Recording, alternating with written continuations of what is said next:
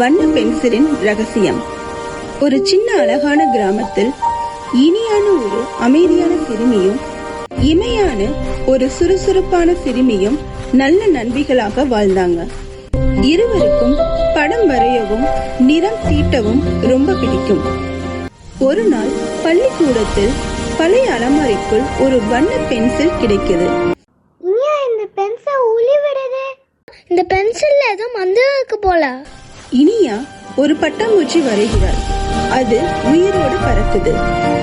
Wow, நான் வரைகிறது உயிரோடு மாறிடுச்சுமே. இனியா ஒரு முயல் வரைகிறாள். அது துள்ளி துள்ளி ஓடுது.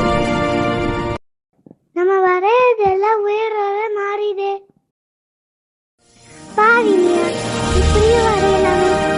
இமையா சும்மா சோதனைக்கு ஒரு பெரிய குரங்கும் ஒரு மேகமும் வரைகிறாள். அந்த குரங்கு அங்கும் இங்கும் தாவுது. மேகத்தில் இருந்து மழை பெய்யுது. அது பெரிதாக ஆரம்பிக்குது.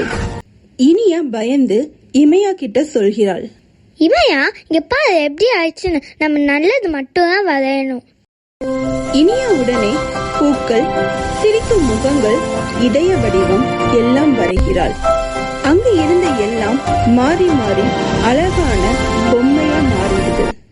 இப்ப புரிஞ்சு நல்லதுதான் வரையணும்.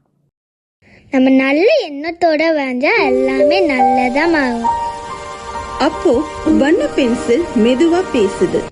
இனிய இமையா, நல்ல எண்ணம் இருந்தா உலகம் அழகா மாறும். வண்ண பென்சில் ஒளியாய் மாறி மறைந்து போகுது. ஆனா நட்பு, நல்ல எண்ணம், கற்பனை இவை எல்லாம் எப்போதும் அவர்களோடு கூடவே இருக்கும். நாங்க இனிமே நல்லது மட்டும் தான் வரையப்போம். நல்ல எண்ணமும் நல்ல நட்பும் இருந்தா பயம் கூட அழகா மாறும். நல்லதை நினைச்சா நல்லதே நடக்கும். குக்கு குட்டீஸ், நல்ல மனசுதான் நம்ம சூப்பர் பவர்.